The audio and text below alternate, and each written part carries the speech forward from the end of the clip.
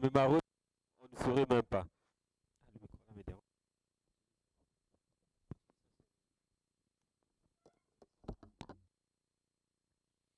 Ok, je suis euh, Lionel Bassafoula, membre de l'ONG Pratique.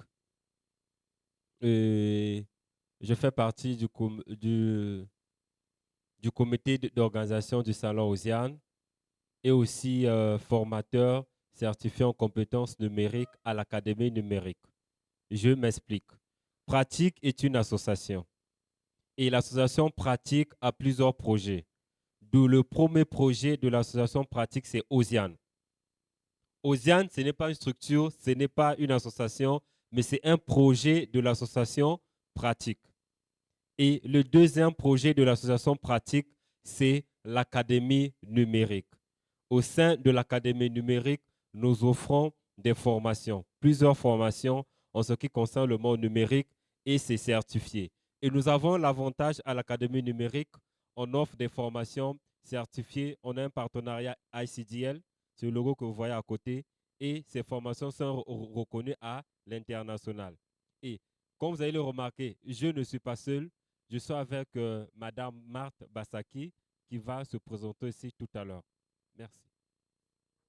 Bonjour, je suis très heureuse d'être parmi vous. Je suis également membre de l'association Pratique et je suis membre de l'association Pratique à Pointe-Noire. Donc, l'association Pratique est aussi représentée à Pointe-Noire. Donc, je suis venue pour Osiane et je fais aussi partie de l'Académie numérique. Donc, comme au sein de l'association Pratique, nous avons l'Académie numérique pour donner des cours d'informatique certifiants. Donc, c'est dans ce cadre-là que je suis venue aussi donner ma main d'association dans ces formations que nous sommes en train de faire dans le cadre de l'Académie numérique au sein d'Osiane. Merci. Et peut-être je ne me suis pas présentée, c'est Madame Marthe Bassaki, née d'Oa. Merci beaucoup.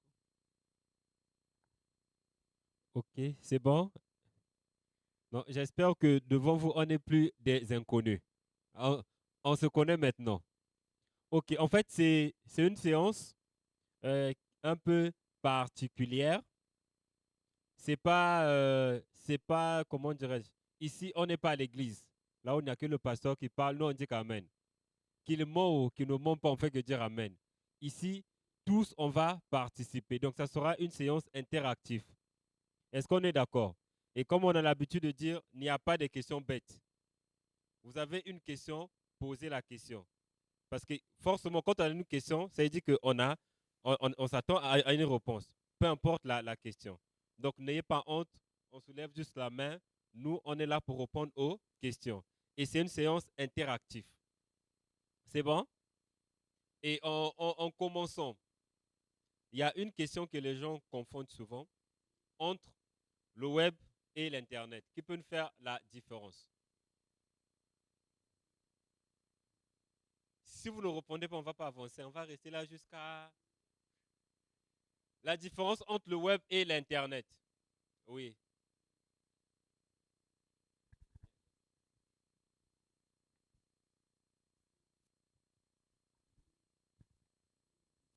Merci.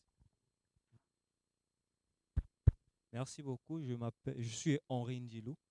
La différence entre le web et Internet, Internet est un réseau mondial euh, et le web est inclus dans Internet. Je peux prendre le web par exemple, les différents sites web. Internet, je prends par exemple l'ensemble R et les restes des ensembles là sont inclus dans Internet. Est-ce qu'il y a quelqu'un d'autre? Quelqu'un d'autre? On connaît Internet, non?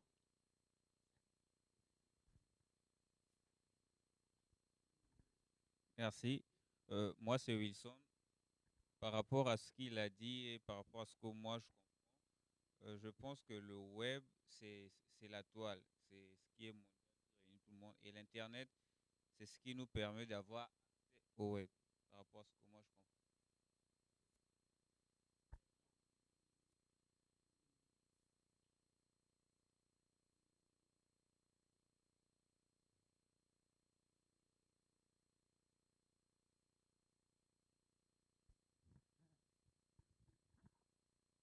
Moi, c'est Lungata Percé. Conformément à ce qu'il a dit, le web peut être la toile qui interagit avec les sites web. Mais l'Internet, maintenant, c'est la globalité, les clouds et autres choses qui fonctionnent sur l'Internet. C'est ce que je peux dire, c'est ça. Donc la globalité, les clouds et tout ça.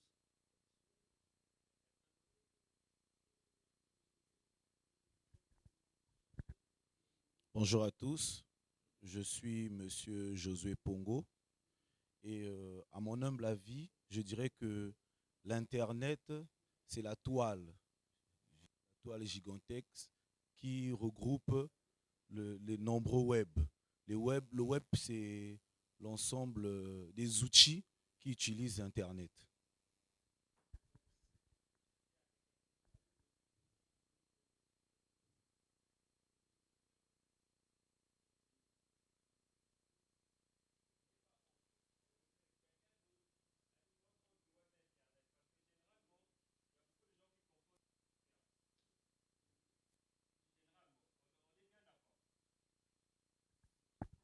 C'est bon?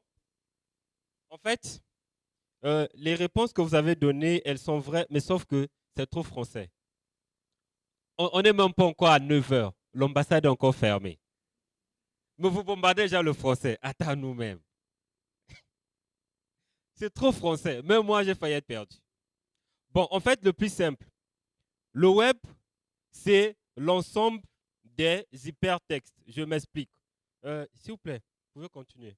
Vous voyez, lorsque pour les programmeurs, quand on programme, il y a plusieurs pages. On est d'accord. Quand on rentre sur un site, il y a l'onglet accueil. Quand on clique, ça nous ramène sur une autre page. Après, ça ramène sur une autre page.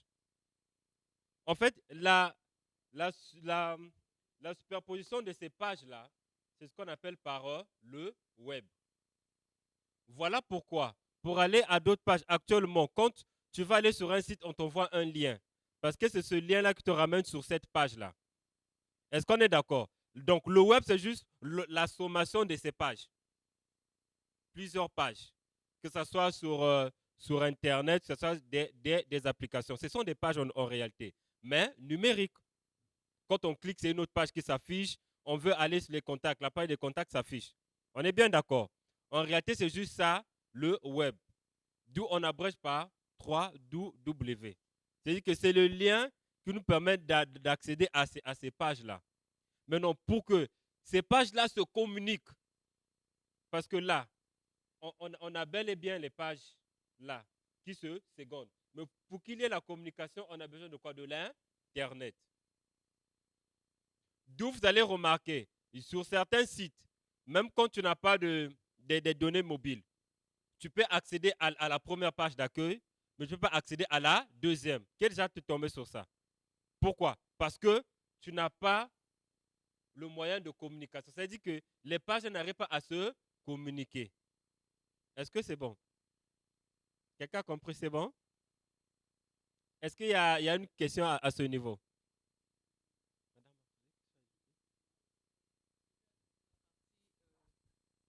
Qu'il a abordé, effectivement, on a besoin de l'Internet pour accéder aux pages.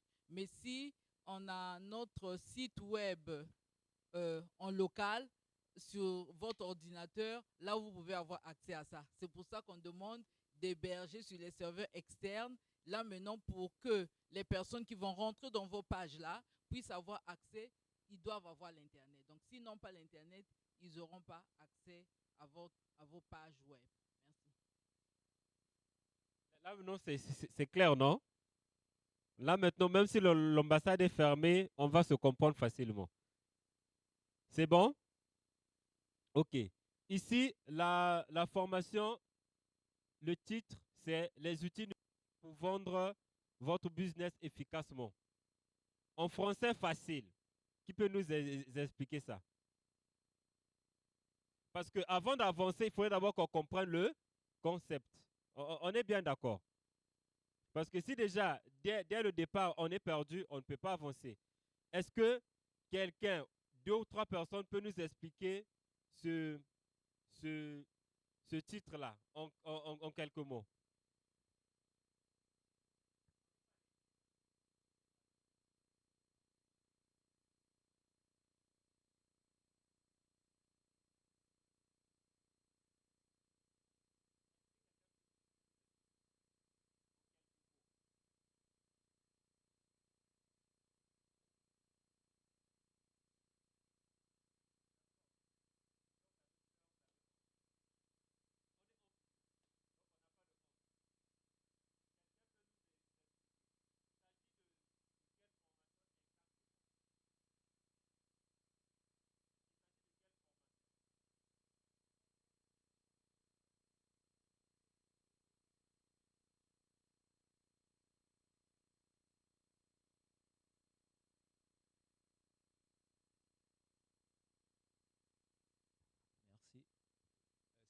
un titre à notre thème, je pense que je vais utiliser le mot marketing.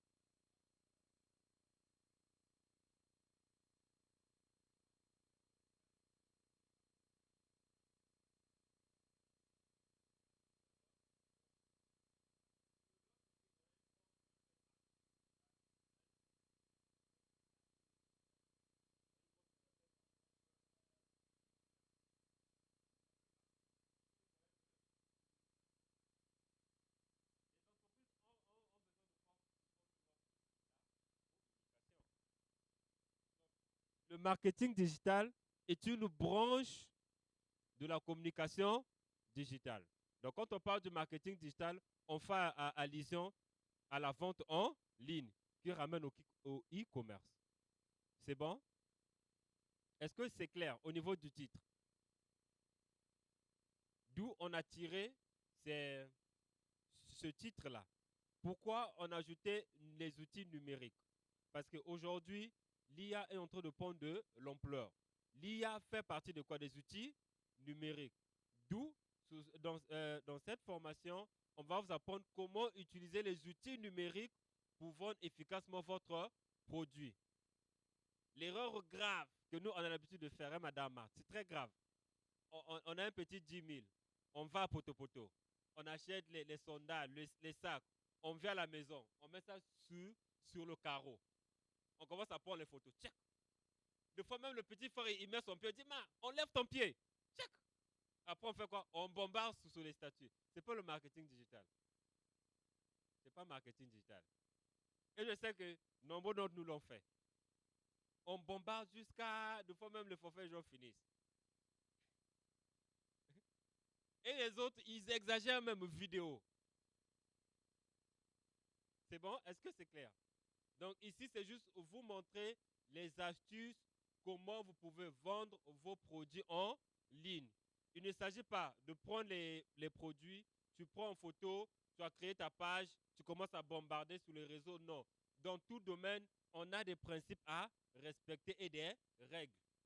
C'est bon?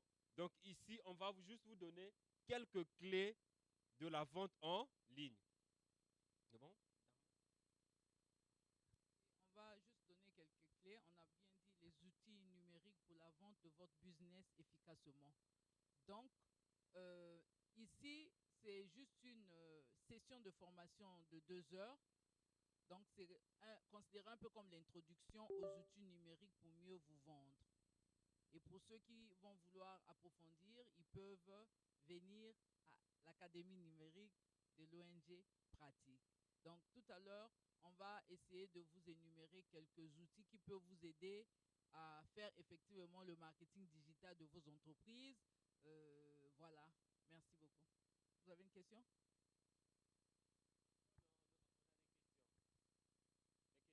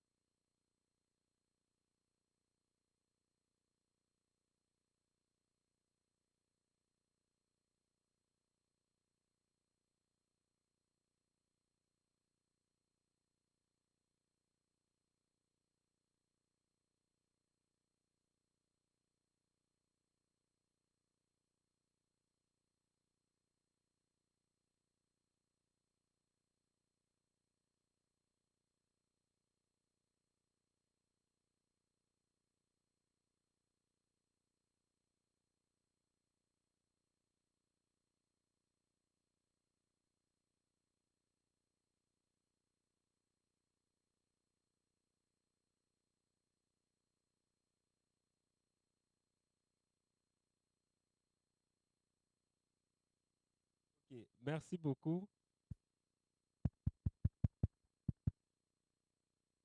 Ok, merci beaucoup.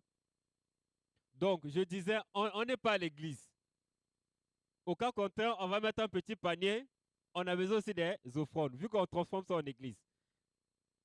Donc, on a besoin de votre participation aussi, d'accord? Il n'y a pas de honte, il n'y a pas de gêne. Je sais que vous connaissez beaucoup de choses, mais l'on se dit, si je commence, est-ce que je vais dire des faussetés? Il faut seulement dire. Il faut dire ça souvent ici. C'est quoi les outils numériques? Les outils numériques, c'est quoi? Les outils numériques. Les outils numériques.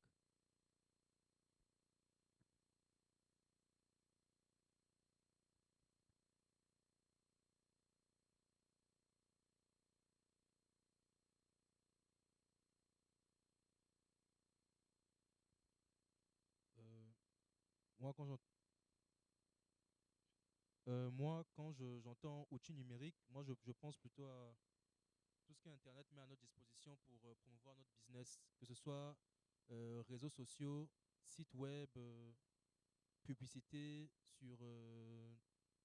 sur Internet en général en tout cas. C'est ça que je voulais dire.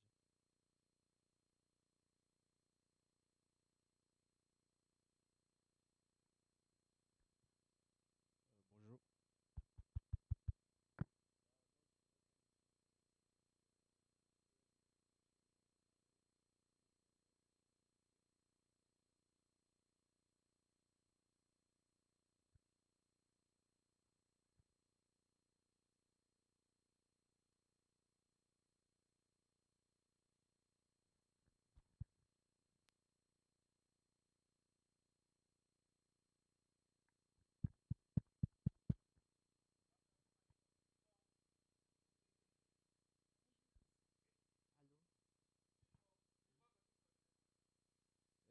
Pour moi, un outil numérique est une possibilité qu'on met à notre disponibilité ou bien un raccourci à laquelle on peut, qui nous facilite à faire quelque chose numériquement.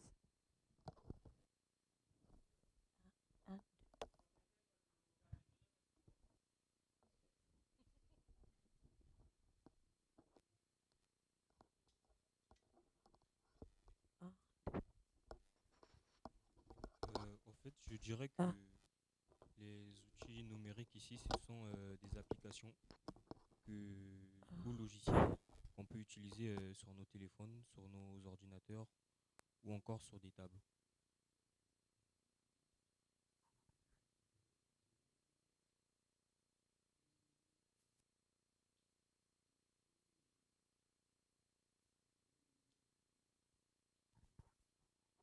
Ici,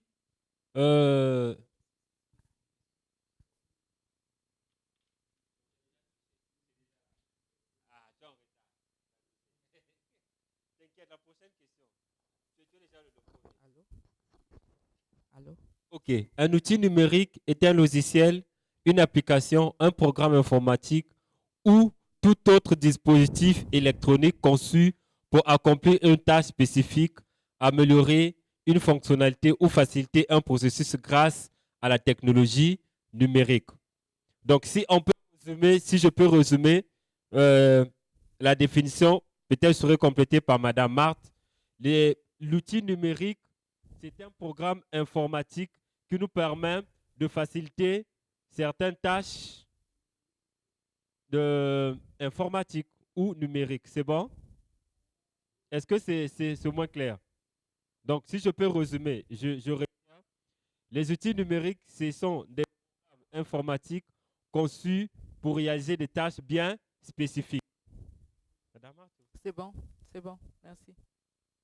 C'est bon? Est-ce que c'est bon? Ok. C'est bon? Est-ce que c'est bon ici? Ok. Est-ce que à ce niveau-là, on a des questions? On a des questions ici?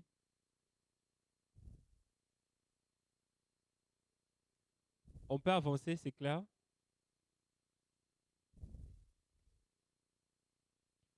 Ici, nous avons sélectionné quelques outils numériques.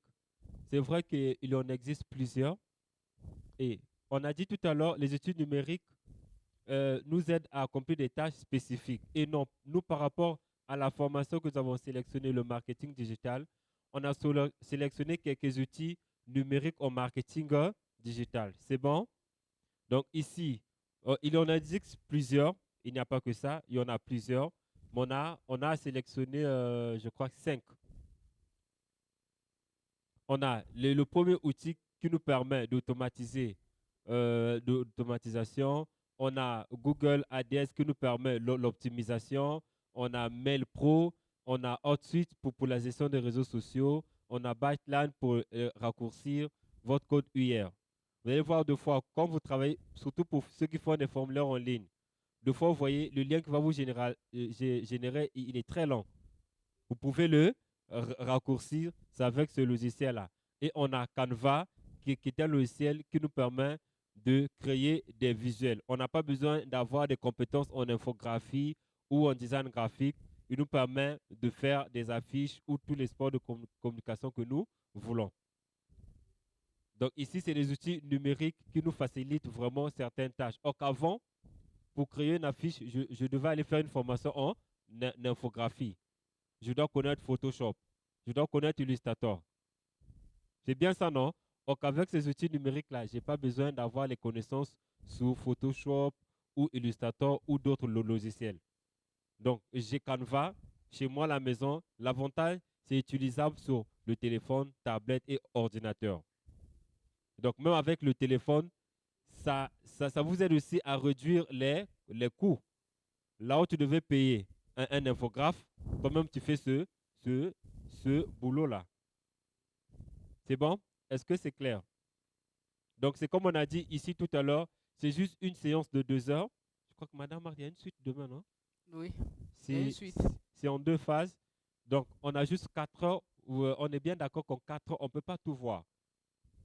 C'est juste les petites astuces qu'on va vous montrer.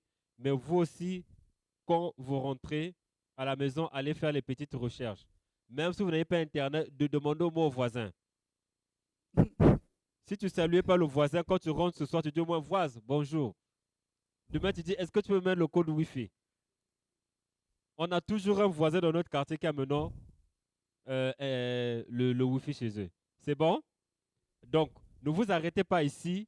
Ne vous dites pas que quand je sors d'ici, je suis devenu bon. Non.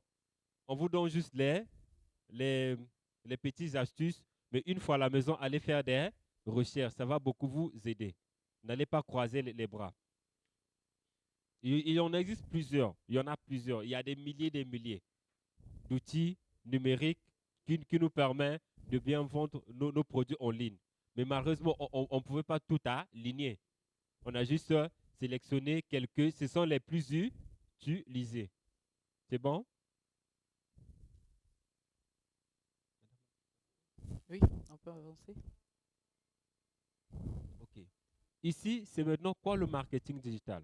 Le marketing digital est une discipline qui s'intéresse à la compréhension des besoins et des désirs des consommateurs. Donc, le marketing digital est une discipline qui s'intéresse à la compréhension des besoins et des désirs des consommateurs.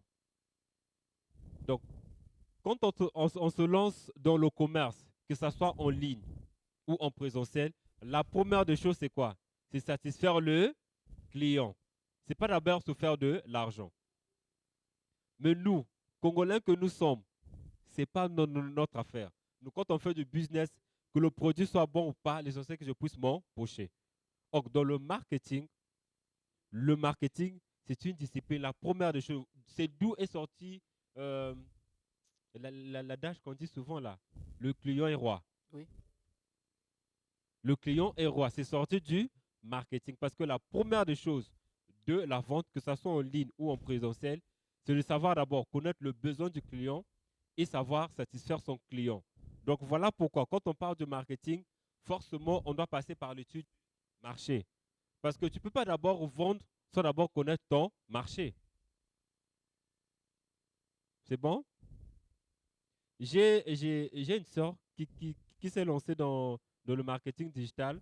Qu'est-ce qu'il a fait? C'était le 14 février dernier, je crois, de l'année 2024, elle a fait faire des t-shirts qu'on met des amoureux là.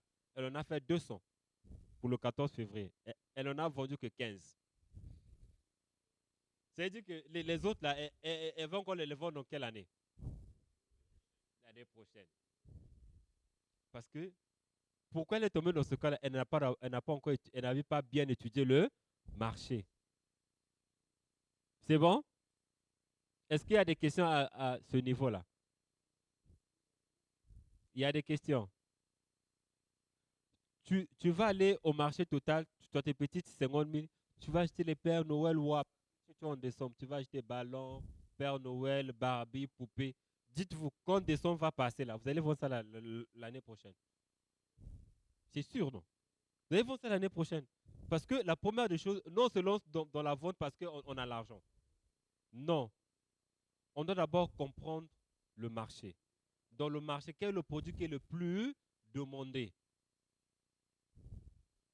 Quel est le produit qui est le plus demandé actuellement? Et une fois que vous avez cette information-là, je prends l'exemple. Actuellement, c'est les sacs qui sont les plus vendus. Quels sont les sacs? Les sacs au dos. OK. Est-ce qu'on a déjà les structures qui en vendent?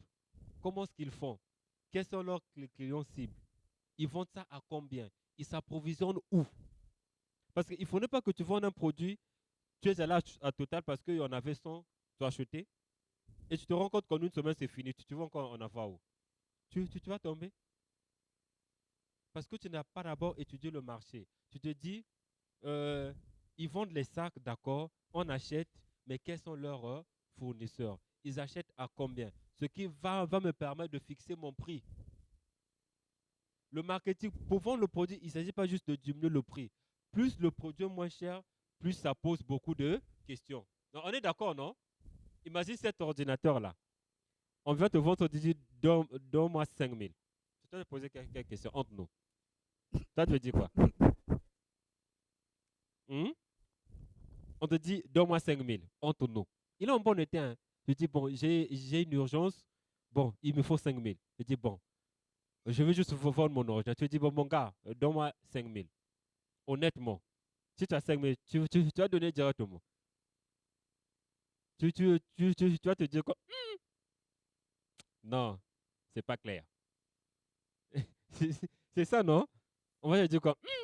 C'est pas clair. Or que nous, dans notre tête, on se dit, pour bien vendre, on doit baisser le prix. Non, c'est pas ça.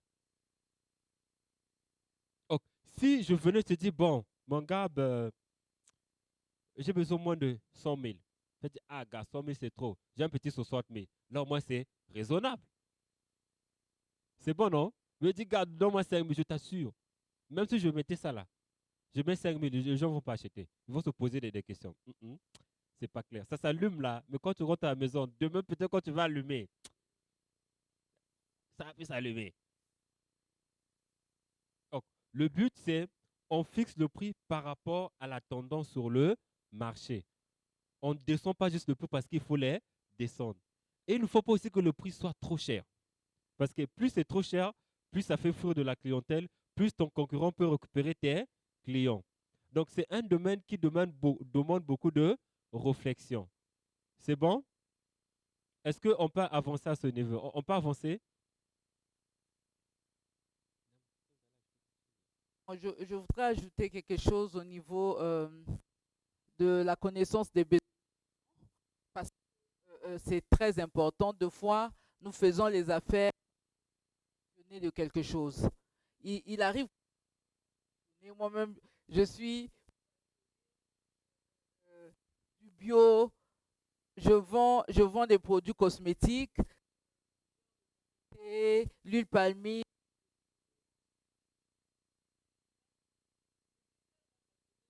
J'ai mis des produits que les Congolais ne font pas.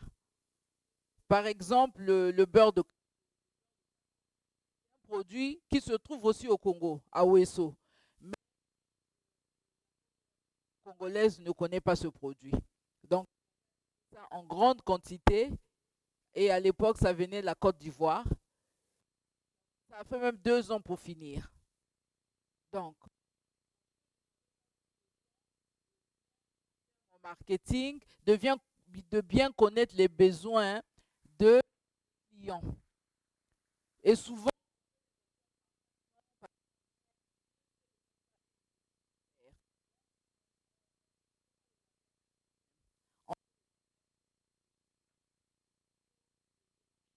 donc c'est pour cela qu'on doit prendre tout après, ensuite faire les clients. Merci. C'est maintenant plus clair? Est-ce qu'on peut avancer?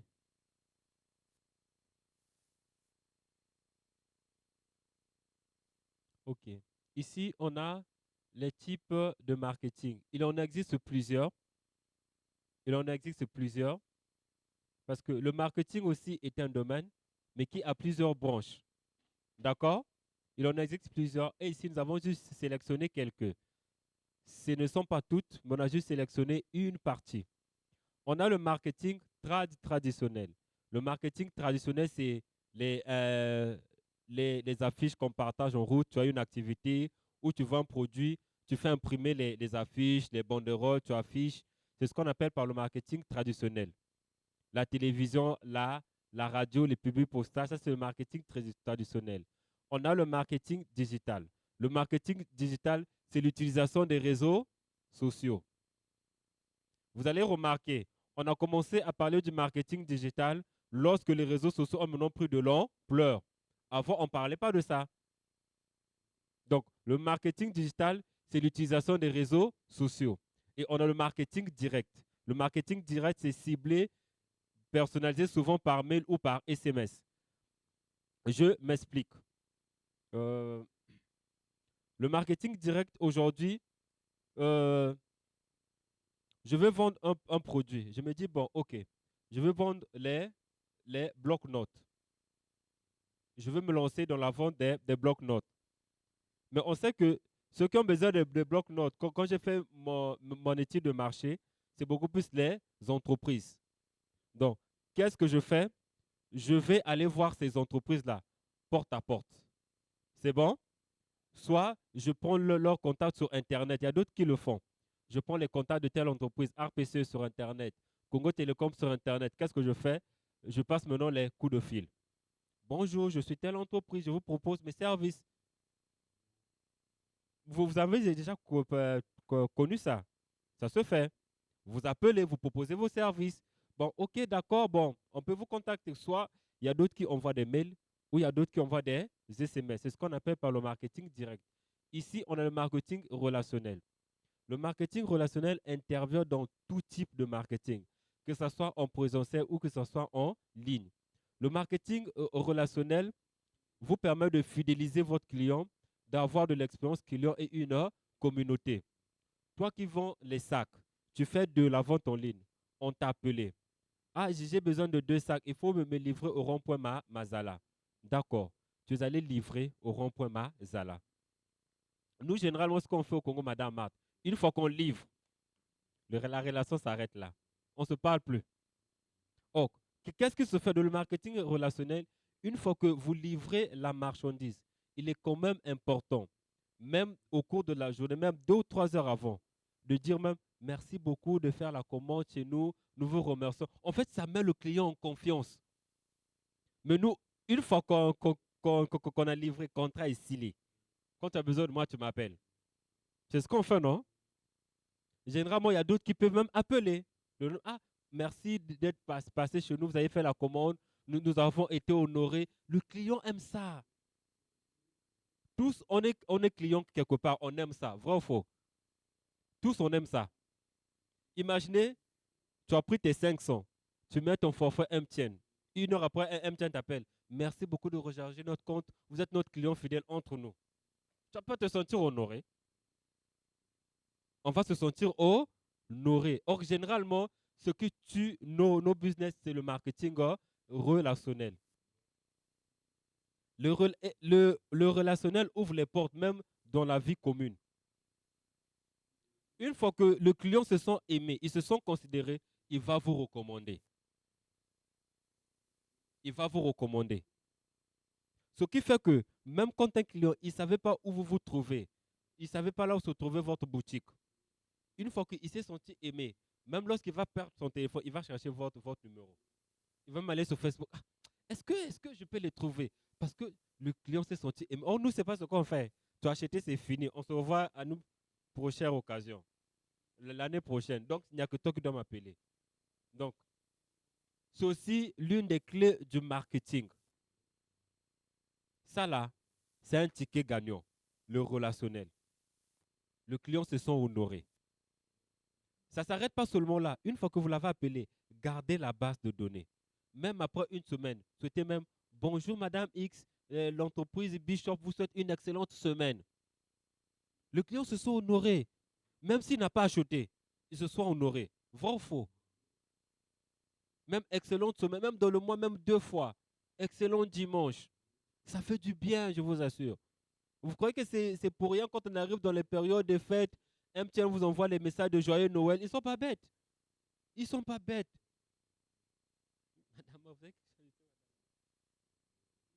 Point de vue relationnel, il y a aussi certaines personnes qui prennent le temps d'enregistrer les fiches d'inscription, surtout pour ceux qui utilisent le numérique. Vous avez des formulaires où vous pouvez demander la date de naissance. Et quand c'est les anniversaires de vos clients, anciens ou nouveaux clients, vous pouvez les envoyer des petits messages de joyeux anniversaire. Ça permet de garder aussi le contact avec vos clients. Donc, c'est des choses comme ça qu'il faut retenir, la date d'anniversaire ou des événements importants de vos clients pour envoyer des petits messages d'encouragement. Merci. C'est assez clair, non? Donc, je reviens sur ce que j'ai dit en amont. Il ne s'agit pas d'aller à poto-poto, on achète des sandales, on filme, on poste, bim. Non. Derrière ça, il y a un mécanisme qu'il faudrait respecter. Est-ce qu'on peut avancer à ce niveau ou bien il y a des questions? On peut avancer? On est déjà ici.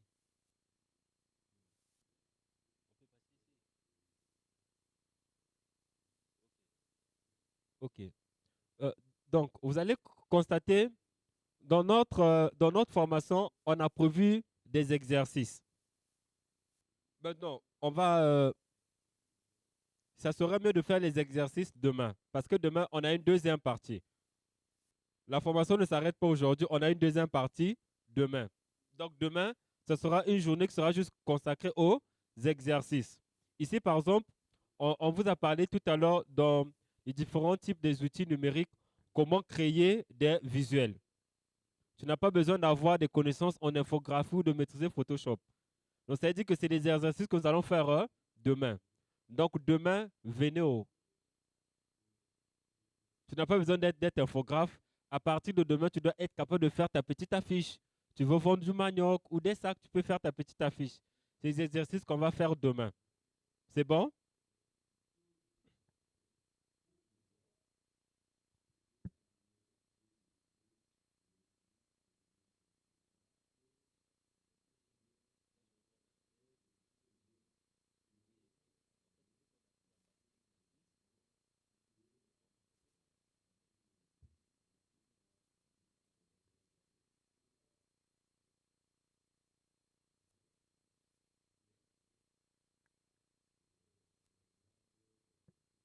Ok, on continue. Comme on vous a dit, on va faire les exercices demain. Je crois que parfois c'est mieux d'être concentré à faire tout ensemble que de couper et de revenir. On va mieux retenir ainsi parce que nous attendons aussi notre modem d'Internet pour qu'on puisse avoir de l'Internet à notre disposition que dans cette salle. Comme ça, ceux qui auront leurs ordinateurs portables aussi peuvent amener. Ça sera plus facile pour eux d'appliquer en même temps qu'on va apprendre, mais ça peut se faire aussi sur les téléphones et sur les tablettes. Donc là, l'Internet ne passe pas très bien, vu que exceptionnellement pour cette formation, ça fait 2 jours. Donc c'est notre grâce de consacrer 2 heures que pour la pratique. Donc nous allons juste continuer sur la partie théorique de notre formation. Nous avons vu le marketing. Voilà, donc on nous dit que ce que la stratégie de recommandation.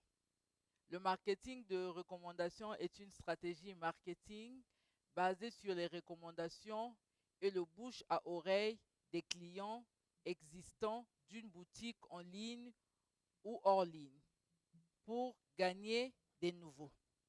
Donc, c'est clair.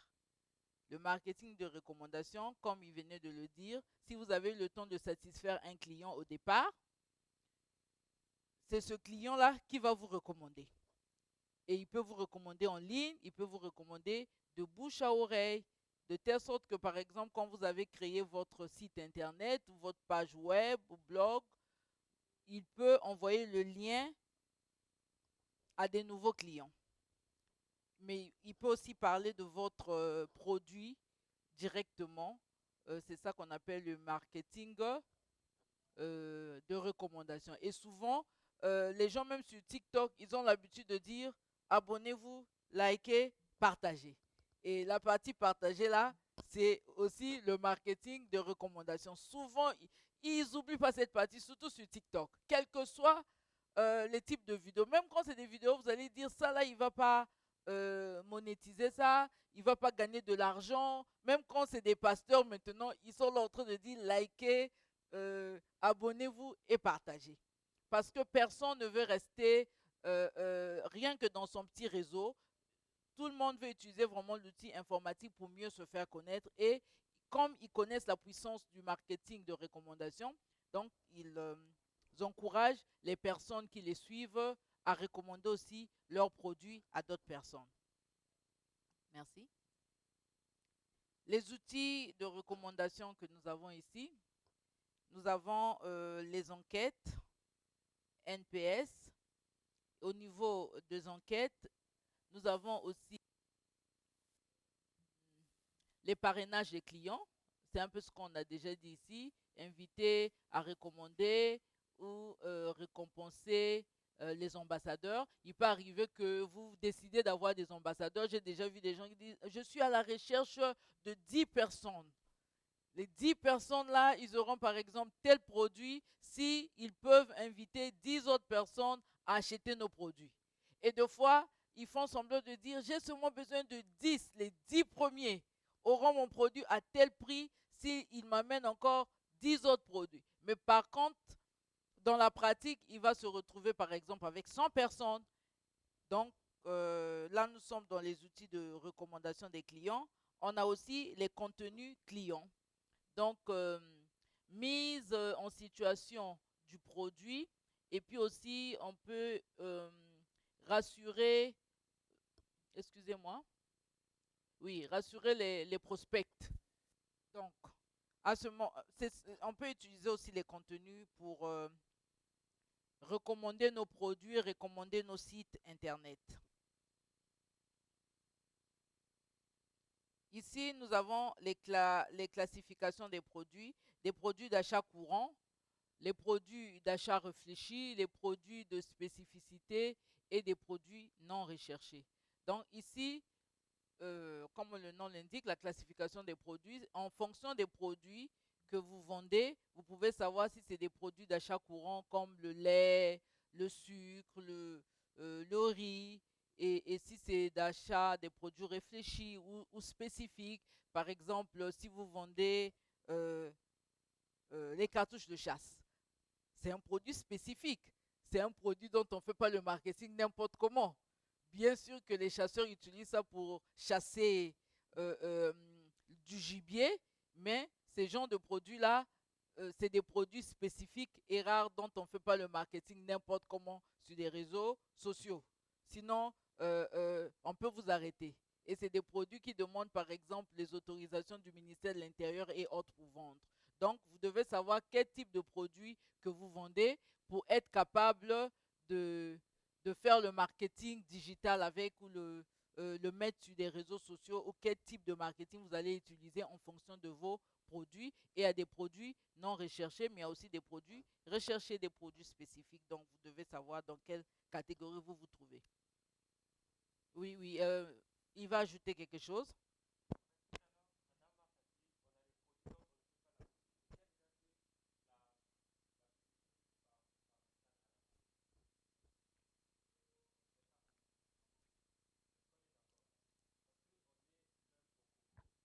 En réalité, toutes les structures qui touchent le domaine de la santé ou de l'éducation n'ont pas le droit de faire de la publicité par rapport aux régulations qui régissent les organismes internationaux. D'où même tout ce qui touche la justice. Oui. Tu ne vas jamais voir, les notaires des notaires, on leur a donné même les dimensions des plaques. Tu ne verras jamais notaire, mon cabinet, une grosse affiche sous le gourdon. Non, ce n'est pas permis. C'est nous au Congo, on commence à fermer la publicité des écoles. En réalité, c'est interdit. 100% notaire bac, 100%, ce n'est pas ça. Ce sont des domaines qui doivent rester dans l'anonymat. Parce que l'éducation, c'est la base d'une vie. La santé, c'est la base d'une vie. Et la justice aussi fait partie de la base. On ne fait pas de la publicité. Bon, on est au Congo, on comprend. Ça passe. Mais en réalité, c'est des domaines où on ne fait pas de la publicité. Sinon, tu risques d'être arrêté. Donc, si tu te lances dans ce type de vente, tu dois jouer sur quoi? Le marketing relationnel. Est-ce qu'on est d'accord? Oui. Tu dois jouer sur le marketing relationnel.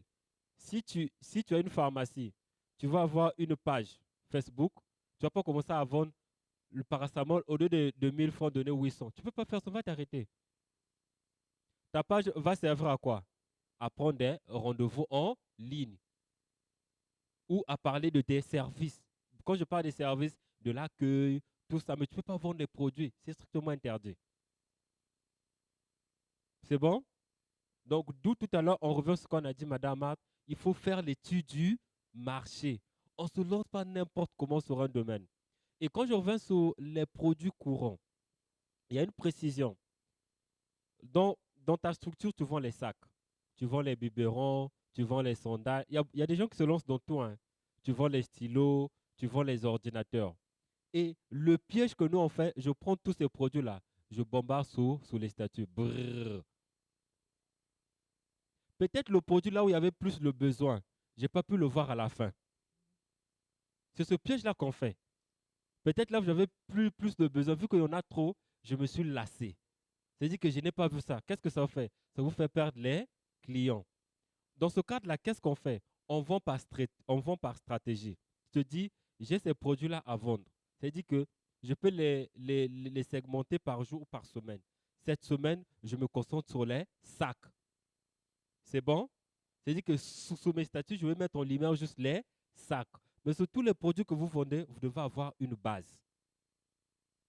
C'est comme j'ai l'habitude de dire, même quand vous êtes une personnalité, vous voulez vous lancer, il y a deux choses qu'il ne faut pas confondre. La visibilité et la notoriété. La visibilité, c'est autre chose. La notoriété, c'est autre chose. Quand tu fais de la pub à la télé, tu fais les affiches, là, c'est la visibilité.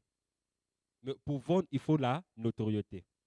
Qui a déjà vu la publicité du Radisson, même à Télé Congo? Radisson, tout le monde. Il n'y en a pas, hein? Mais Radisson a la notoriété. Est-ce qu'on est d'accord? Donc nous, on doit jouer sur les deux, la visibilité et la notoriété. La notoriété, c'est un produit, par exemple, dans tout ce que je vends. Ma base, c'est l'eau maillot. Ça veut dire que quand les gens ont besoin d'eau maillot dans Brazza, on va forcément penser à moi. Hormis les autres produits que je vends en second. J'ai une base. Ce produit-là, les gens disent que, tous on le dit, si tu rates ça chez Amado, tu ne vas plus avoir ça. Mais hormis dans sa boutique, il a plusieurs produits. C'est-à-dire que dans ce produit-là, il a développé la notoriété.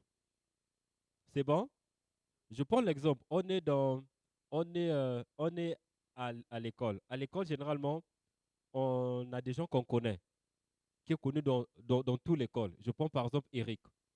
Eric est connu à l'école. Tu vas demander chez le surgé, tu connais Eric? Oui, le petit en TD12. Chez le promo, tu connais Eric? Oui, le petit dans telle classe. Il a quoi? Il a la visibilité, mais il n'a pas la notoriété. Si par exemple, le même Eric te dit, va dans le bureau du surgé, va me prendre le balai. Quand tu vas aller, on va te voir qui t'a envoyé Eric.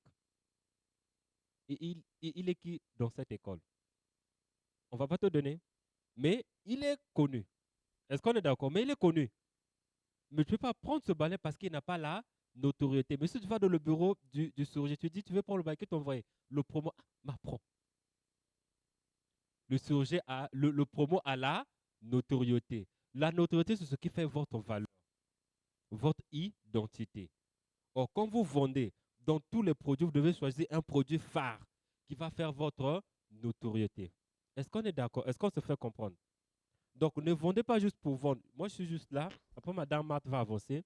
Quand on vend un produit, il y a des produits qui vont vite. C'est des produits courants. C'est-à-dire que je vends les sacs. Cette semaine, je mets par exemple sur ma page ou sur tous mes réseaux, je mets en lumière juste les sacs. Une fois que je vais cette semaine, je mets en lumière les sacs. Le lundi, je mets les sacs, je mets les sacs, je mets les sacs. Après, en fin de semaine, je dois m'asseoir. Je me dis, j'en ai vendu combien? Quels sont les canaux que j'ai utilisés pour que j'augmente la vente? Pourquoi on n'a pas acheté? Pourquoi j'ai vendu autant de sacs? Avant de passer au produit suivant. Est-ce on se fait comprendre? Et avant de passer au produit suivant, et ce que vous devez faire ainsi de suite, parce que quand vous faites la vente en ligne, il y a un moment où vous devez vous arrêter. Vous pouvez faire au moins un petit résumé, un petit rapport. Bon, cette semaine-là, j'ai mis en lumière les sacs. Est-ce que ça a marché? Mon but, c'était quoi? On voit avec des objectifs. Je lui ai dit, ce mois-là, je dois vendre par exemple 50 sacs. Donc, ça veut dire qu'une fois que tu atteins le mois, tu essaies de faire un repli sur toi-même. Est-ce que j'ai atteint les objectifs? Ce qui te permet d'amender. Pourquoi? Ah non, il y a un client qui m'avait acheté 10 sacs, mais après, je l'avais mal parlé. On dirait ce qui fait que je pousse plus loin. Parce que s'il avait acheté 10, généralement, il pouvait revenir encore pour acheter encore 10. On est bien d'accord. Donc, c'est-à-dire que prochainement, je dois revoir ma manière de parler aux clients. Il y a des petites choses comme ça que nous, on ne se pose pas des questions. J'essaie de revoir mes messages. Est-ce que j'ai bien parlé au client? Est-ce que le client était satisfait? Est-ce que? Il ne s'agit pas juste de mettre sur les réseaux. Non. Il y a tout un mécanisme derrière qu'il faudrait respecter. C'était juste pour ajouter, pour que Madame Marthe continue. Merci.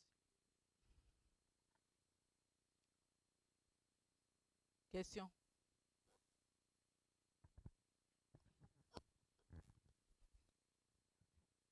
Merci. C'est à propos de ce qu'on vient de voir. On nous a parlé de... Est-ce qu'on peut remettre, s'il vous plaît? On nous a parlé des produits d'achat courant, de spécialité, mais je n'ai pas bien compris l'achat réfléchi. Des produits d'achat réfléchi. Produit d'achat réfléchi, tout à l'heure, j'ai pris l'exemple de ma soeur qui a acheté tout un lot. Elle a fait faire chez les imprimeurs des t-shirts du 14 février. Elle n'en a vendu que 15. C'est-à-dire que le lot qui reste là, elle va vendre ça l'année prochaine. Il reste à savoir si pendant, au courant de l'année, les 15 qui ont acheté, ils ont entretenu les bonnes relations avec eux. Au cas contraire, c'est plus sûr que quelqu'un vende encore 15. Mais on est bien d'accord. C'est que c'est un produit qui n'a pas été réfléchi en amont. Donc, les produits réfléchis, ce sont des produits par rapport à la tendance du marché. Je prends par exemple, tout lieu est un lieu de business. Ici à Osiane, les gens viennent ici du matin au soir. Si toi, tu fais tes petits gâteaux, tes petits yaourts, ici, tu vas vendre. Parce que tu sais que ça va aller vite. Mais si tu ramènes, non, je vais vendre des chaussures, des t-shirts, c'est pas sûr que ça parte. Parce que le besoin actuel, c'est le manger et l'eau. N'est-ce pas? En ce moment-là, tes produits se mettent dans la classification des produits réfléchis par rapport à la tendance. Est-ce qu'on est d'accord? Je vais à côté, on voit les petits chandis à 1000 francs. Je dis, bon, ok, j'ai fait l'étude du marché. Qu'est-ce qu'ils mettent? Moi, maintenant, je vais casser à 500. Je prends un coin. Ça veut dire que chaque jour, tu sais que là, je vais me faire de l'argent. En fait, le marketing, toute occasion, on peut se faire de l'argent, dans toute occasion, en réalité. Juste qu'on ne pousse pas la réflexion loin. Non, on se dit non, pour être à Osiane, je dois prendre un stand comme les RPC. Non, mais avec ton petit commerce, tu peux vendre ici. Tu te fais de l'argent, tu sors de Osiane avec quelque chose. C'est bon, j'ai répondu, non? Merci. Oui. Bonjour à tous, je suis Monsieur Ito Arigi, développeur back-end. Moi, ma question c'était sur le type de c'est un site de streaming et on se demande quel type de marketing qu'on peut utiliser pour mieux vendre notre produit.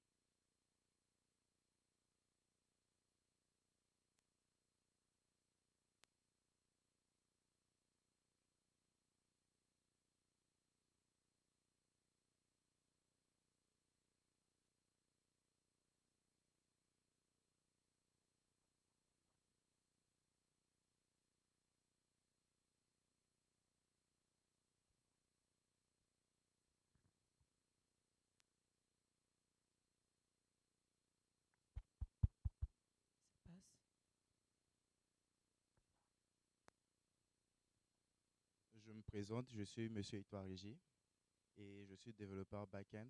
J'avais un projet avec des amis qui est un site de streaming. Du coup, vous avez parlé de type de marketing traditionnel et digital. Moi, je me demande quel type de marketing qu'on peut utiliser pour notre produit afin mieux la vendre aux clients.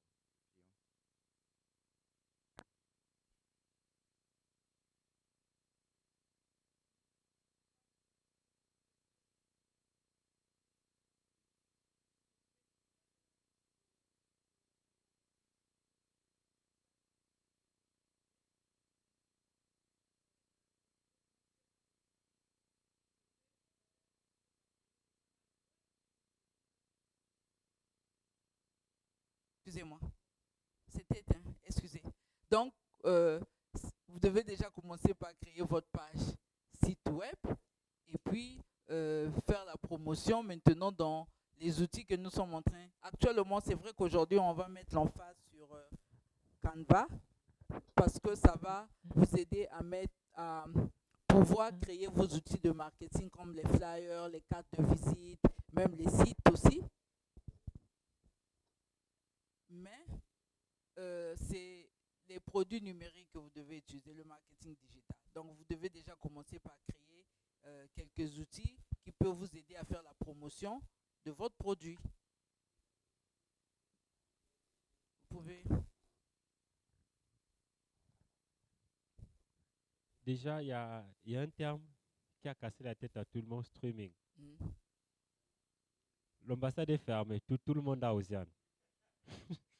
Oui, parce que ici c'est ouvert, c'est grand public. Hein. Il n'y a pas que des étudiants en informatique ici ou des gens, il y a des gens qui vendent les sacs, qui veulent apprendre à faire la promotion de leurs produits. C'est pour ça qu'ils sont dans la salle.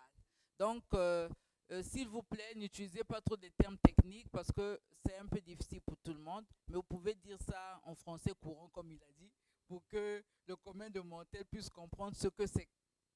C'est bon, non? Alors, les ambassades sont ici à Osiane. C'est fermé.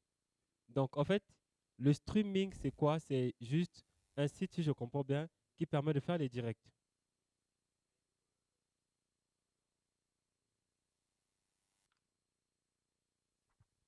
Pour être un peu explicite, je vais dire ce site fonctionne un peu comme Netflix. Comme? Netflix. D'accord. Donc, en fait, si on comprend bien, ça dit que vous êtes inspiré de Netflix. Netflix, c'est ça, non? C'est-à-dire que si je veux suivre, par exemple, des films, je peux aller sur ce site, ainsi de suite. Mais non, ta question, je crois que Madame Matt a déjà abordé, c'est comment on pouvait faire pour vendre ces produits-là. D'accord, non? Quelle approche que vous voulez faire pour, pour, euh, pardon? Pour, pour, pour se faire vendre. D'accord? Déjà, la première des choses, vous devez d'abord connaître sur votre site quels sont les éléments que vous allez mettre en lumière. Si c'est la musique, si c'est des films, si c'est par exemple des jeux vidéo, si c'est etc. Est-ce qu'on est d'accord? Je vois par exemple, si moi actuellement, on en a travaillé avec des amis dernièrement, parce que je fais aussi la programmation, en passant. C'est un site qui vous permet de faire les directs en ligne. On s'est dit, bon, pour les vendre, ceux qui font des directs, c'est lesquels? Ce sont les églises. On s'est dit, bon, on va commencer par les églises. En faisant comment? Si on va directement, pasteur, on veut faire les directs de votre église, ça ne va pas marcher. Je vous dis forcément. On a créé une stratégie derrière. On est allé vers les églises. On dit, bon, on va faire exprès de faire un culte là-bas. On fait un culte, même quand on ne comprend pas. On dit Amen souvent bêtement. Le but, c'est quoi? C'est de voir les failles. On dit, bon, à la fin, on prend pour avec le pasteur, on dit, bon, ok, vous voyez, aujourd'hui, le numérique touche même le secteur de l'église. Vous voyez, on va avoir, on ramène des trucs de simulation. Chez vous, même quand vous dites Matthieu 5, le verset s'affiche. Vous dites le chant, on peut afficher les versets sur l'écran. On peut filmer la caméra pour vous faire les dire. Ah bon, mais qu'est-ce qu'il faudrait dire? Bon, nous, on vous propose une formation gratuite chez les jeunes, juste les jeunes. Mais on vous donne un devis, vous achetez le matériel. Ah, mais c'est un bon truc. Oh, ça fait combien? En dehors le devis, ils ont acheté le matériel. Bon, la formation, bon, vous savez de quoi? Donc, pasteur, tu nous payes juste le déplacement. Une fois qu'on a formé, ils ont commencé à utiliser les caméras et dit waouh, c'est bien ça. Mais comment on va faire pour être en ligne? Bon, on a telle plateforme. Ça se passe comment? Ça se passe comme ça. Bon, ok, je m'inscris là. Et on a fait sur 2, 3 églises et on a eu des recommandations. Vous avez compris que c'est une stratégie qu'on a mis en place et on a vendu notre produit. Mais en passant par quelque chose. Ça veut dire que vous, si vous voulez vous lancer dans ça, forcément, vous devez d'abord cibler les secteurs. Je pensais par exemple le secteur de la musique. C'est-à-dire que premièrement, vous devez travailler par exemple avec les maisons de production, forcément. Bon, les maisons de production. Une fois que vous finissez, le contenu, vous mettez, non, non, mais juste sur YouTube, bon, ok. Nous, on a une plateforme. Voilà comment nous allons travailler. Nous, on va faciliter la visibilité de vos articles en faisant ça. C'est pas que je me fais comprendre. Donc, la première chose, c'est d'abord, vous devez d'abord vous définir qu'est-ce que vous mettez en lumière sur votre site. C'est d'abord la base. Voilà pourquoi tout à l'heure, je disais de la spécificité. Hormis tout ce que vous faites, vous devez avoir une spécialité sur ce que vous vendez. Sinon, vous allez vous perdre dans tous les sens. Je vous jure, dans tous les sens. C'est bon, j'ai quand même répondu, non? Il y a une question, bien, on peut avancer. Une question.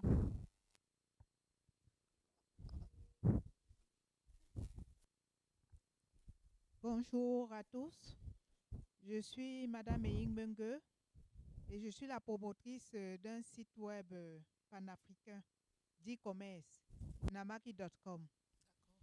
Donc, j'ai suivi votre définition du marketing digital.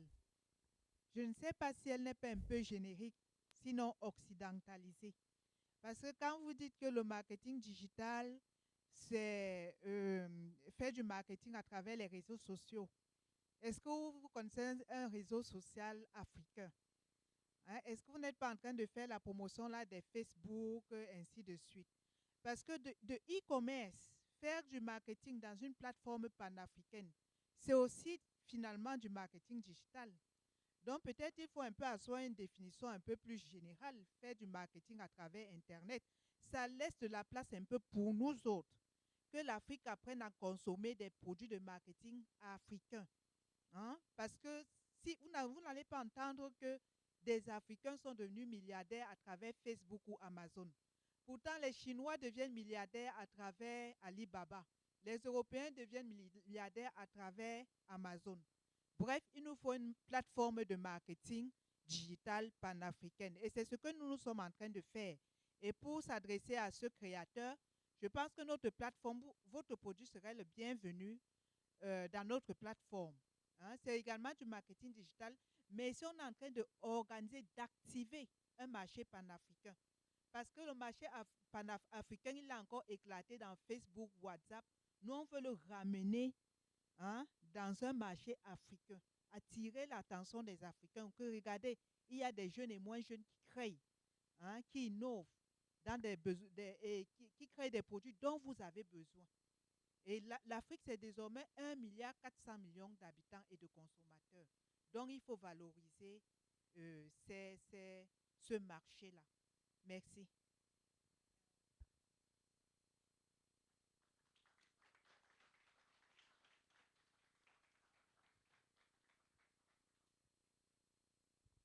Merci. C'est le docteur Nyanga et promoteur de la Haute École de Gestion. Bon, de la Haute École de Gestion.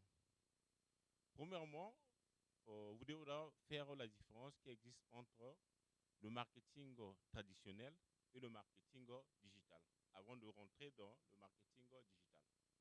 Le marketing traditionnel, c'est ce qu'on a l'habitude de faire. Faire passer les publicités à la télé, faire les affiches publicitaires comme ça, mais c'est hyper coûteux. Et puis là, il n'y a pas de cible précise. Or, avec le marketing digital, tu sais à quel auditeur tu vas émettre tes produits et à quelle place tu vas faire ta publicité. Maintenant, comment faire maintenant pour faire connaître son site web ou vendre son site web? La première des choses, c'est d'abord avoir un site web. On ne peut pas faire le marketing digital sans un site web. Mais pas n'importe quel site web.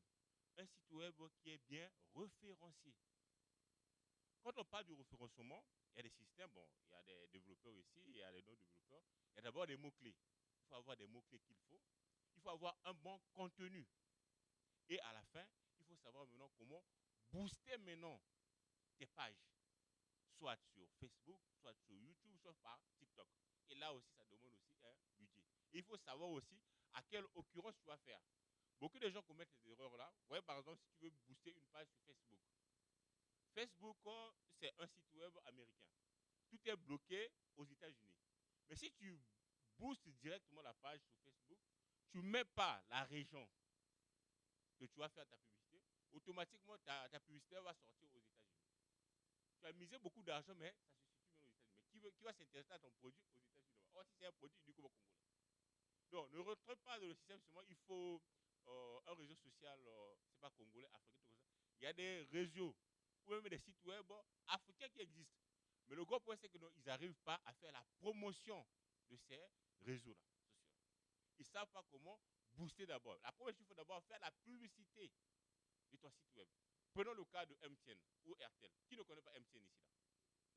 Mais pourquoi chaque événement, même un match de football du quartier, MTN est là? C'est pour toujours être leader d'opinion. Merci.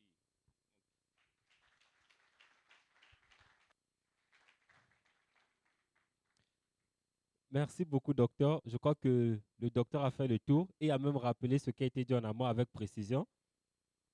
Merci encore pour la contribution. Et tout à l'heure, si vous vous rappelez, on a dit on n'est pas à l'église, sinon on devait mettre un panier d'offrandes. On a besoin de ce genre de contribution. C'est une discussion. Ça veut dire que chacun d'entre nous, on a différents profils. Donc, ça veut dire qu'ici, c'est un cadre de discussion. Et en sortant d'ici, c'est que chacun sorte avec quelque chose. Donc, n'hésitez pas, s'il y a des contributions, à les faire. C'est bon?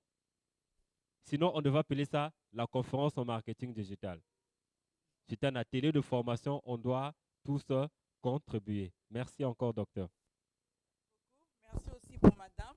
Votre contribution, elle est vraiment la bienvenue parce que les jeunes aussi africains qui existent, maintenant, c'est parce que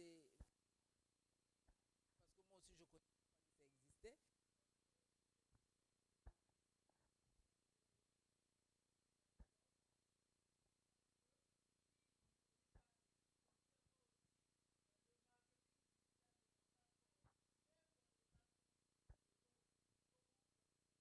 Puisque actuellement nos jeunes gens comme américains,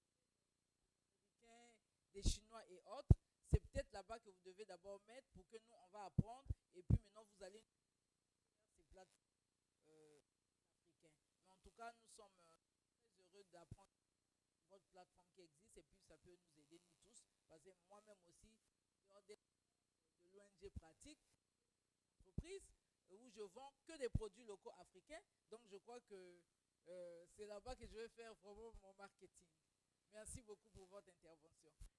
Ok, merci encore. Ce que je devais dire, en fait, ça, je me dis que c'est aussi une petite sonnette d'alarme en tant que jeune Congolais. Je crois que chaque année, le gouvernement organise, c'est quoi, l'hotline numérique congolais qui est initié par le gouvernement. J'ai juste oublié, En fait, le but, c'est quoi? Les Occidentaux nous ont donné la voix. C'est à nous, les jeunes, de créer aussi. Je pense aujourd'hui au Congo, on a une entreprise pour ne pas faire la publicité. Je tais le nom, pour ne pas faire la publicité. Ils sont en train de travailler sur un chat GPT congolais. Ça veut dire que tu peux parler en monokutuba, en kikongo, en lari. En fait, vous causez. Et ils travaillent dessus. Et qu'est-ce qu'ils ont fait? Ils se sont inspirés. C'est-à-dire que tout ce qui existe aujourd'hui, que ce soit les Facebook, on peut s'inspirer de ça. On n'a pas dit de faire comme on s'inspire et c'est à nous aussi de prendre les commandes en main d'innover. Vous êtes venu au salon Osiane, on a beaucoup de panels qui parlent d'innovation, mais une fois que vous sortez d'ici, vous allez faire quoi encore? Qu'est-ce que vous allez faire? Je crois qu'on est maintenant à l'ère où on doit maintenant pousser très loin notre continent, pour ne pas dire seulement le Congo. On a beaucoup de talents cachés, beaucoup de talents cachés, mais on doit maintenant les mettre en valeur. Moi, ça me ferait plaisir aujourd'hui qu'on ait un Facebook congolais. Mais qui doivent les créer? Ce n'est pas les Français.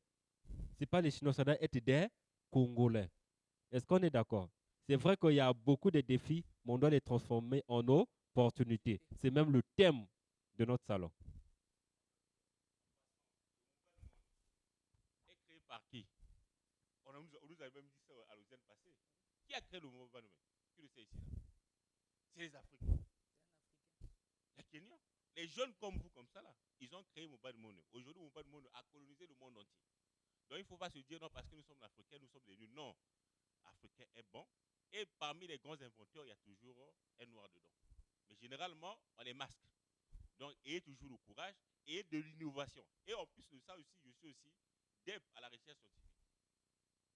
Donc, ayez le courage. Il faut oser. Si on n'ose pas, on ne peut pas créer. Même si tu crées quelque chose, on se moque de toi, tant mieux. Mais sur ça, tu as créé quelque chose. So, comment définir la recherche? La recherche, c'est oser de faire quelque chose que les autres n'ont jamais fait. Ou au cas contraire, faire, ajouter ce que les autres ont déjà fait. Donc, l'Africain n'est pas nul. Prenez le cas seulement de Mobile Money. Vous pouvez faire quelque chose de bien et ça va aussi plaire aux Occidentaux et les autres. Donc, il faut toujours innover. Merci. Déjà, en passant de ça, moi, comment j'ai appris la programmation? Parce que j'allais me lancer en e-commerce. Je me suis dit, il faut que je crée un site, mais je n'ai pas l'argent pour payer quelqu'un. Je dis, bon, je fais comment? Je dois créer mon site moi-même. Je suis allé apprendre la programmation, j'ai créé mon site moi-même, mon site en ligne. C'est-à-dire qu'en fait, c'est ce genre de besoin qui va vous pousser à avancer. Est-ce qu'on est d'accord? Aujourd'hui, tu peux te dire, bon, Facebook est maintenant limité. Moi, je veux atteindre tel niveau. Bon, c'est à moi de trouver la solution pour atteindre ce niveau-là. Est-ce qu'on est d'accord? C'était juste une sonnette l'alarme, qu'on prenne conscience. En fait, le salon OSEA ne s'arrête pas seulement au marketing digital. Rappelons-nous de notre thème, transformer nos défis en opportunités. C'est-à-dire qu'en sortant d'ici, on doit sortir au moins avec des questions qu'on va répondre au fil du temps. C'est-à-dire que Osiane 2000, la 10e édition, quand vous allez venir à Osiane, on veut vous voir au Challenge Startup. Vous dites, en sortant d'Osiane, voilà ce que j'ai mis en place. Et c'est ce que nous voulons. Et c'est même le but du salon Osiane. Ce n'est pas le marketing digital.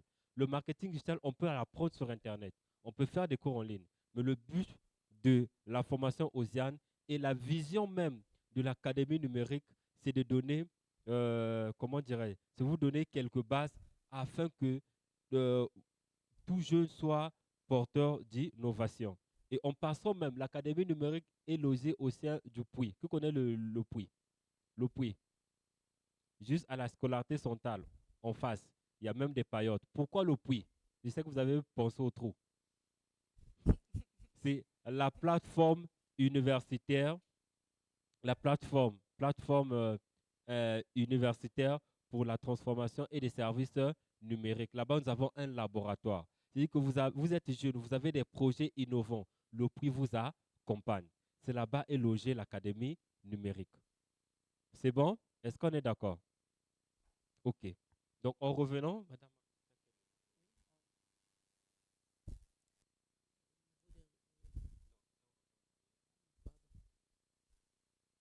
J'espère que ça va.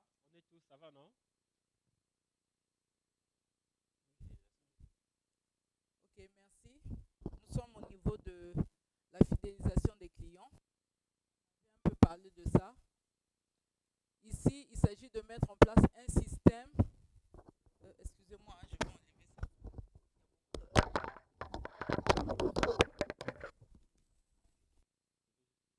D'accord. Ok, allô. Vous m'entendez? Ça passe? D'accord.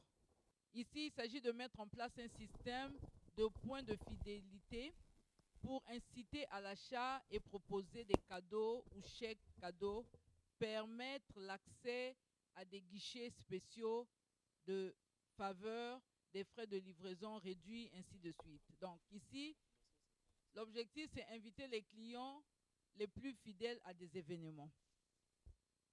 Donc, on doit créer des stratégies de fidélisation de nos clients. Il y a des gens qui passent par des cadeaux, il y a des gens qui passent par des commandes, du genre, je connais une personne qui a une entreprise et chaque fois que ses clients, par exemple, achètent 10 cartons, il réduit de 10 000, ce que ses concurrents ne font pas. Il réduit de 10 000 chaque carton. Donc, si quelqu'un achète 10 cartons, il aura 100 000 de bénéfices. Ça, c'est une façon aussi de fidéliser. Et il est parti plus loin. Il a dit, si la personne achète plus de 10 cartons, en dehors de la réduction de 10 000, si à la fin du mois, il a fait plus de 10 cartons, il va lui ajouter 1000 francs de sa propre poche. Donc, si 1000 francs par carton.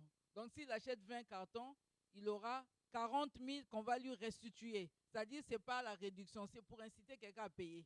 Donc, il vient d'abord payer. Et si à la fin du mois, il a fait 40 cartons, on va lui donner 40 000 en espèces comme don. C'est une façon de fidéliser. Il y a aussi des mini-cadeaux. On peut dire, si vous achetez, par exemple, je vends du savon. Si vous achetez 5 savons, je vais vous donner un savon gratuit. Et les Occidentaux ont l'habitude de faire même des cartes de fidélité. On peut aussi adapter ça dans nos boutiques. Carte de fidélité où vous cochez. Si à la fin du mois, vous avez déjà acheté 10 de mes produits, je vais vous donner un 11e produit gratuitement. Donc, c'est ce genre de stratégie que vous devez être capable de créer pour fidéliser aussi vos clients. Et quand les clients sont fidélisés, normalement et naturellement, c'est eux qui vont faire encore la promotion de vos produits par réseau relationnel. Ok, peut-être en une ou deux ajouter quelque minutes, chose? je vais ajouter, en fait, sur la fidélisation des clients.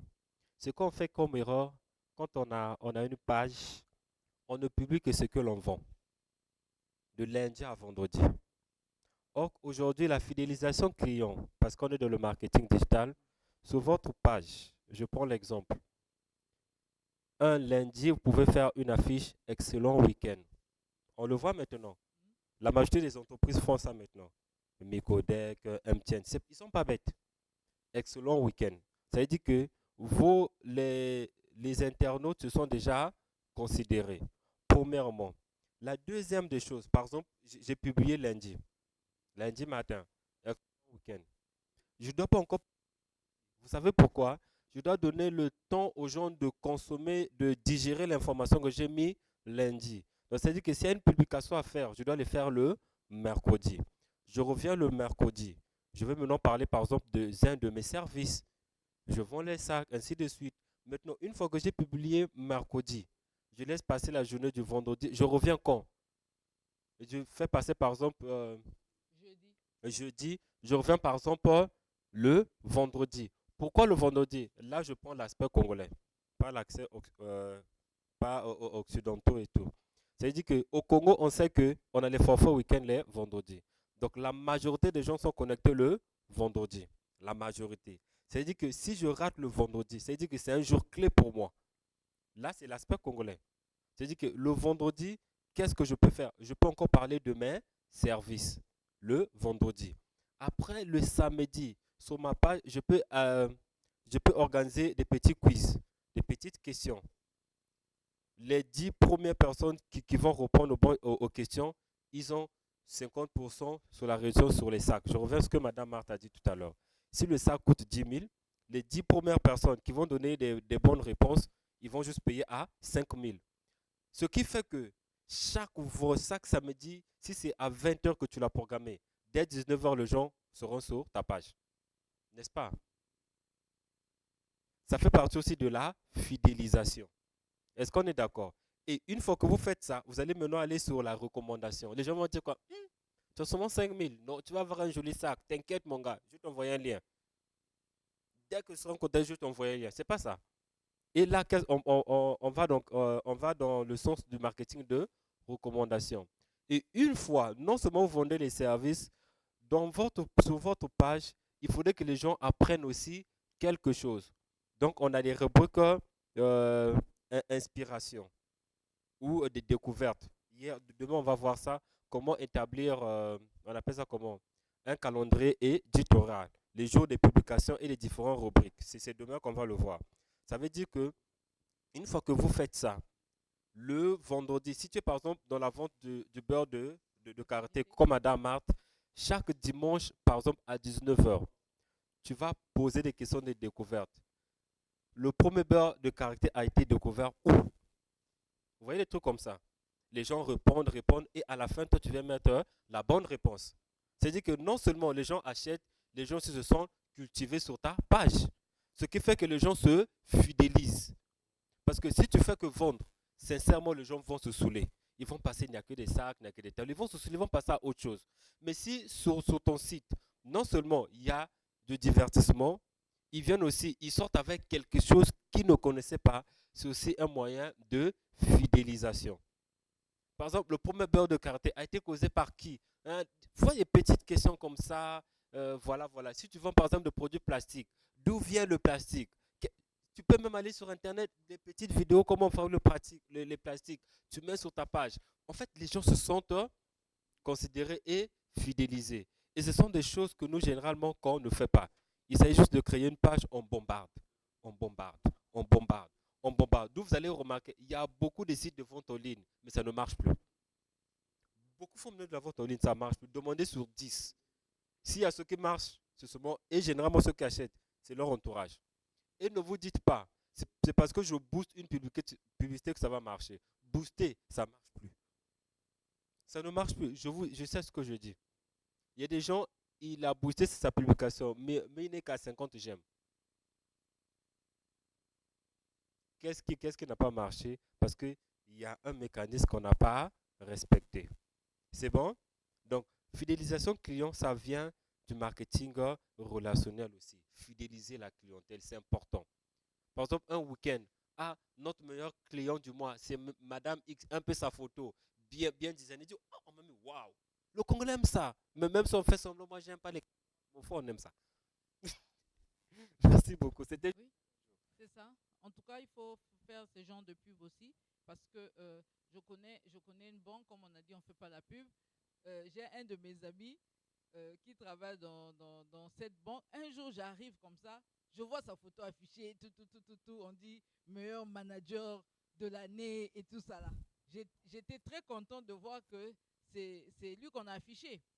Mais c'est la façon aussi de la structure de mettre en valeur leurs travailleurs et de montrer que vraiment ils ont des gens qui travaillent correctement. Donc nous aussi, on peut utiliser ce genre de stratégie pour nos produits. Souvent, les gens ont l'habitude de mettre, ils expédient les choses, par exemple, aux États-Unis ou en France, ils mettent les photos. Expédition de mon colis en France. Déjà 10 clients en France. C'est pour fidéliser aussi les clients, d'abord ceux qui achètent de la France, mais aussi aider ceux qui hésitent à acheter les produits, de savoir que la dame là, si elle est capable d'envoyer même en France ou aux États-Unis, ça veut dire elle est crédible.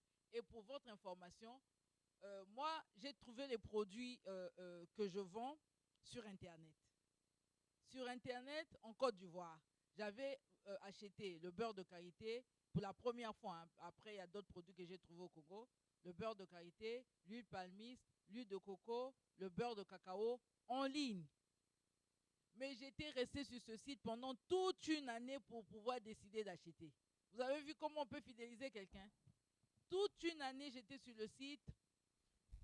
Je répondais aux questions, je réagissais, je posais les questions, je voyais les autres afficher leurs produits. J'ai vendu ceci, j'ai déjà vendu en France, j'ai déjà vendu. C'était sur Instagram. Non, Telegram. Et c'était bien, j'hésitais toujours. Mais si on me vole de l'argent? Mais si il y a ceci? La dame, elle vendait tellement bien ses produits, c'est une Ivoirienne. Et chaque fois qu'elle expédiait, elle testait. Et un jour, j'ai eu confiance. J'ai appelé la dame. J'ai demandé sa pièce d'identité. J'ai demandé l'adresse. Et puis, j'ai dit, je prends le risque. J'ai envoyé l'argent par Western Union. j'ai donné mon adresse. Elle m'a envoyé mon colis, elle est partie déposer à l'aéroport.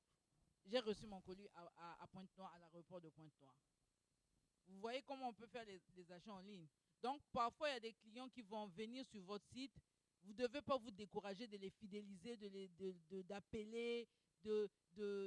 Parfois, je demandais juste le produit. La dame m'appelait pour me dire qu'est-ce que vous voulez. Je dis c'est trop cher. Elle me dit à combien vous voulez. Elle ne disait pas comme si tu n'as pas l'argent, laisse tomber. Souvent, les Congolais font comme ça. Si tu n'as même au marché total ici, ben, si tu n'as pas l'argent, laisse tomber. Non, non, non. Un client peut t'acheter un produit moins cher aujourd'hui, mais il va t'amener des clients qui vont t'acheter très cher demain. Donc, on minimise jamais un client. Donc, il faut savoir fidéliser même les clients qui vous apportent peu dans votre structure. Merci. Donc, pour terminer, je vais ajouter sur ce que Madame Marthe a dit. On a une suite demain. Aujourd'hui, c'était l'introduction. C'est bon, mais les bonnes choses, ça commence demain. Donc, demain, on va introduire ça à la séance de délivrance et des miracles. Dans la séance de délivrance et des miracles, emmenez l'huile, on va prier. Il y aura le feu. Donc, je disais pour terminer, il ne faudrait pas mal répondre au client. Un client, il peut faire 3 mois. Il a commencé à te poser les questions en janvier, il t'achète en novembre. Un bon produit. Mais nous, qu'est-ce qu'on fait? Il a posé question. Un peu sans fatigue.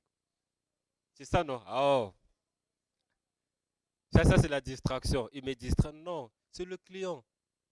Combien ça coûte? 500. Il vient encore poser la question. Combien ça coûte? 500. Non, il va pas se m'acheter.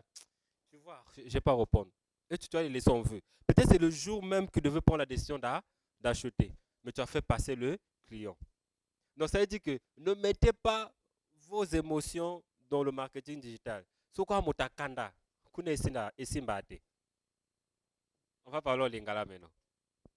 Parce que demain, ça sera chaud. Donc, ça veut dire que si tu es quelqu'un qui ne supporte pas les émotions, c'est pas là-bas que tu vas faire ça. Un client, on le répond. Même s'il a posé 10 000 questions, tu dois répondre aux 10 000 questions. Parce que moi qui viens chez toi, je t'ai posé la question à 12 heures, tu ne me réponds pas à 14 heures, tu trouves de moins sérieux. N'est-ce pas? Ça, c'est souvent les questions. Ça veut dire que le produit, et y a été. Encore en ligne, et simbate. Donc, réponse aux questions, bien répondre au client, c'est la bonne chose. Moi, je connais un Westaf à Poto. Il m'a même fidélisé. Je passais, mon ami, bonjour. Ça va? Je te sens fatigué là. Viens, on vient t'asseoir. Tu veux prendre quoi, le jus? Hein? Et je me suis assis, mâcher le jus. Tu veux encore le gâteau? Il m'a dit, hey. Après, je me suis dit, est-ce que c'est pas ma soeur qui sort avec lui? En fait, là où j'étais, je me posais des questions. Il y a ma soeur là qui fait les pagailles, elle aime le West. Est-ce que c'est pas ma soeur? J'ai même hésité, j'ai dit, bon, j'avais aussi faim. J'ai mangé, me dit, et quand on parlait, il me dit, tu sais, je vends de telles chaussures, est-ce que tu peux essayer? On finit, j'ai acheté la chaussure. Et je dis, maintenant du jour, quand je suis à Poto, des chaussures, non, je vais laisser mon ami là. Mais en réalité, il n'a rien perdu de le prix des chaussures, il a récupéré ce qu'il a donné. Il n'a pas perdu. Il m'a fait poser, il dit, est-ce que c'est pas ma soeur? Waouh! Il dit, j'ai écrit sur WhatsApp. Tu connais? Non, je connais. Il dit, est-ce qu'il n'est pas vu ma soeur? Il veut que moi je sois démarcheur. Est-ce que. Alors que c'était une stratégie de vente. Et une fois j'étais au fond de Titi avec ma soeur, il y a des dames qui tressent des cheveux. Ma soeur passait, elle avait des cheveux verts. Elle fait, ma soeur, qui t'es fanda? Elle a commencé à peiner. Vous voyez? On a joué avec ses émotions. Au moment qu'elle se posait d'abord des questions, ils ont commencé à tresser. On a montré le miroir. Il dit, ça fait combien de bon. Continuez, Kaka. On a tressé à donner ces 2000. Donc, en fait, c'est juste pour ajouter. En fait, c'est qu'il a dit pour ceux qui ne comprennent pas le monde Kotoba.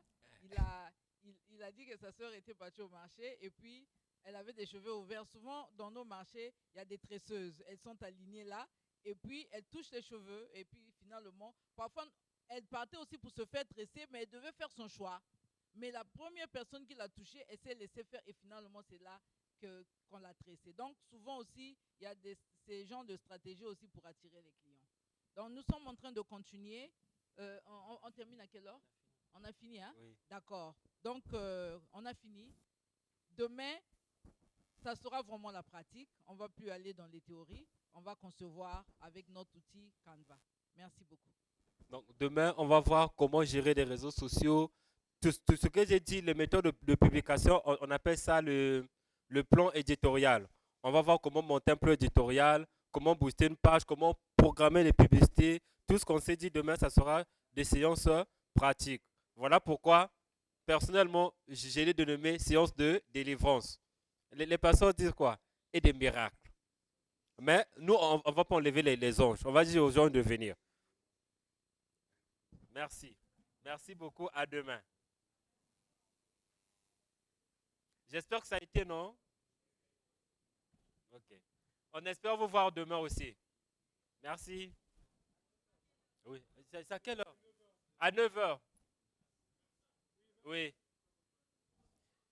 Ouf. Pardon? À la fin de la formation. Oui. Bonjour. Très bien.